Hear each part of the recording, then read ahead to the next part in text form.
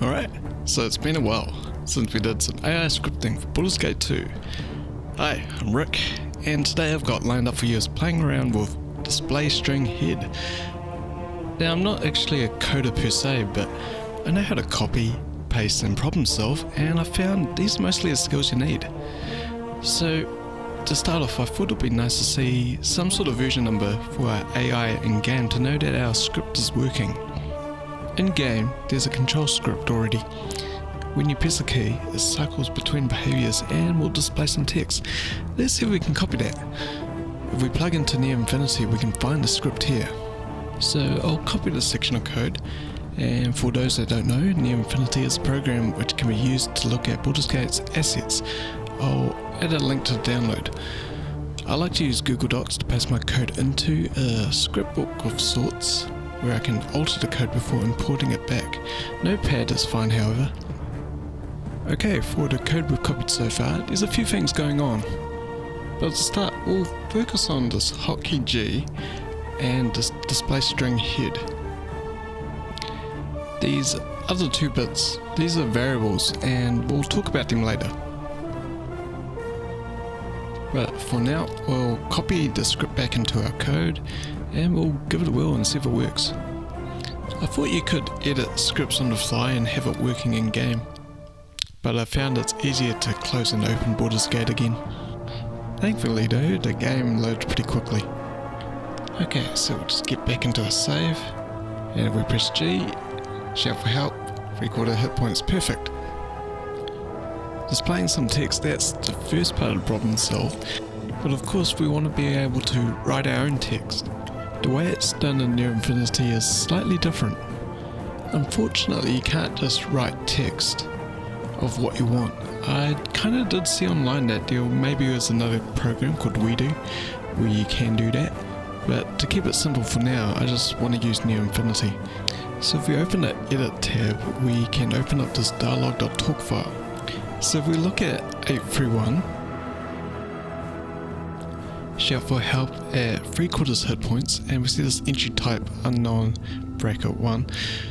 So let's add a new one, 103241, update the entry type to unknown (1), and we're going to add in Riconidas version, AI version 1.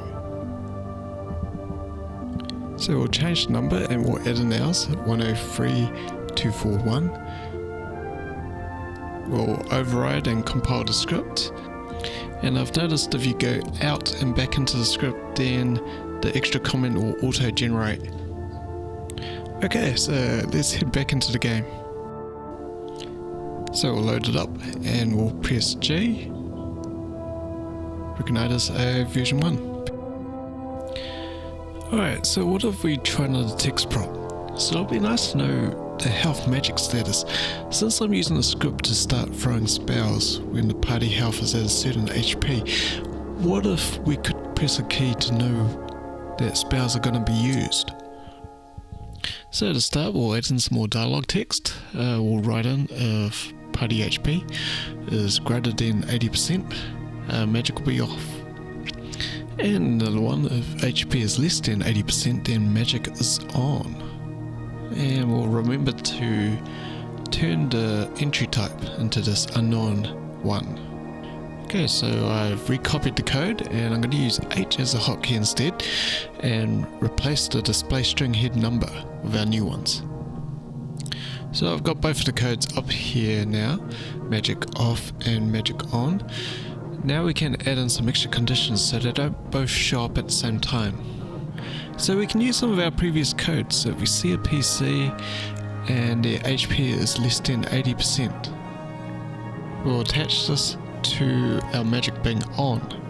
And if we copy it to the above one, but instead of less than, we're going to make it GT, so greater than 80, then magic will be off.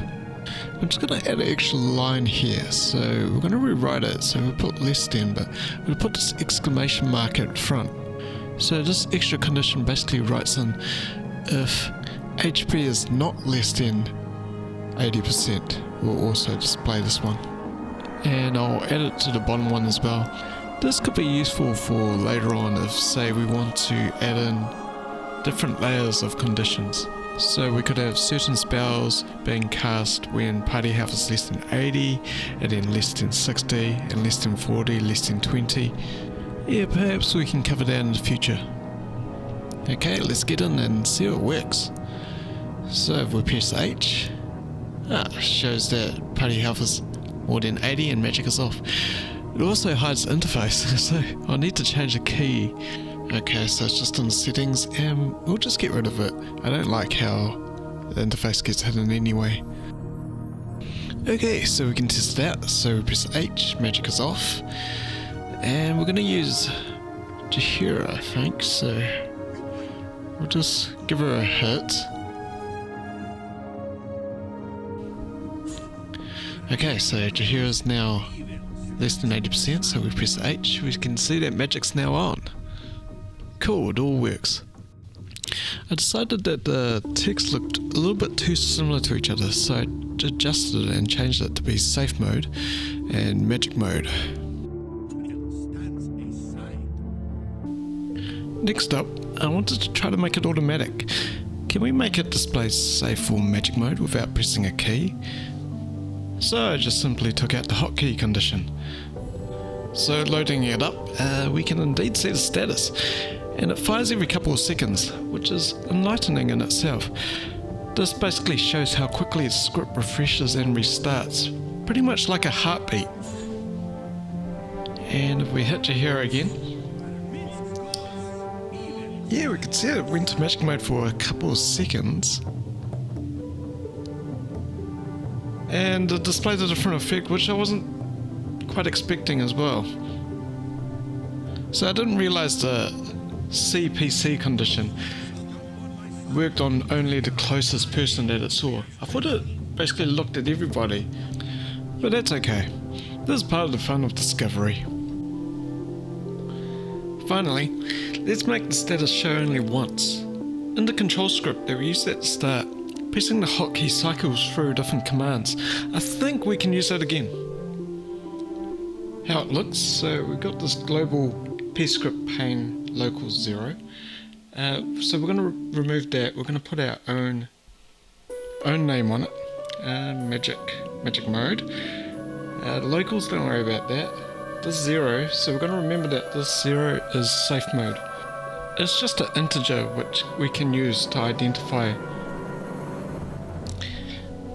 Now we've got a condition set, we want to make a response, so we're going to use set global mode, delete the name, put our magic mode in, and locals, and so then this one's going to be setting to 1.